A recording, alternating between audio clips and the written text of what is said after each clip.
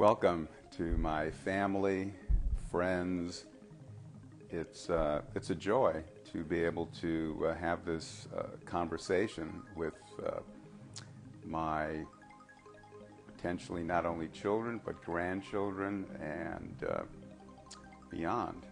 I was born on October 8th, 10/8, 108, which is a number that goes way back in Hinduism because there are 108 ways of transcending. I was born October 8th, 1944, into a family of German Jewish refugees in New York City, Max and Friedel, who had been survivors of the Nazi Holocaust. Both of them were severely impacted by having lost family members to the Nazi regime. I remember in my early childhood thinking, "Dear God, let me survive now, I'll heal later." Because I could feel as a child my mother's stress, not knowing that many years later one of my best-selling books was going to be How to Survive the Loss of a Love. So, it's as if our higher self is constantly winking at us throughout our lives. My dad was the traditional provider. He worked very, very hard to take care of his family, which consisted of my mother, myself, and my dear sister Nora. Also, he had a brother with multiple sclerosis, many other members of his family that needed him.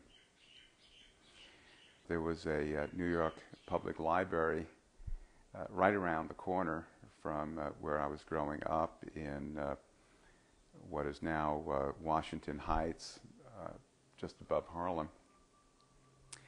And there was a great librarian there who turned me on to psychology books.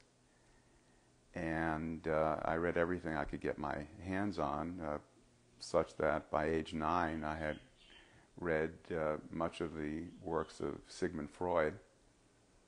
One of the first books to turn me on to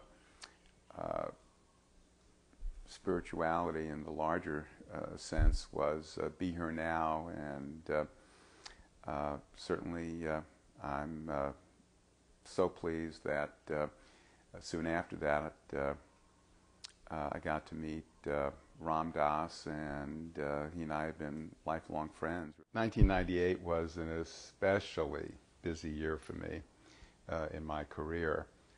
I wound up having a book on the New York Times bestseller list on St. John's wort, and was on ABC's 2020 with Barbara Walters, proclaiming it was the most important show they had done in over 15 years. Some people showed up at my house on a Sunday morning and asked me, of all things, to run for governor of California.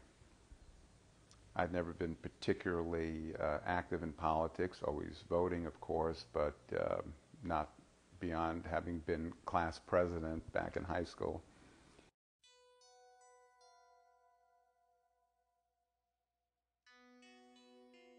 Oy, don't get me started.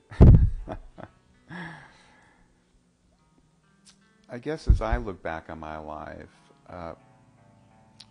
I wish I had trusted myself even more than I have.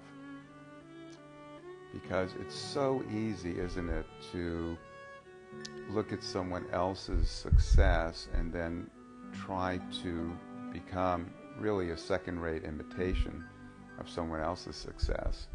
At best, you're copying, as opposed to trusting that your voice, that your view, that your natural self is absolutely the best contribution that you can make, and giving the best of yourself to everyone around you.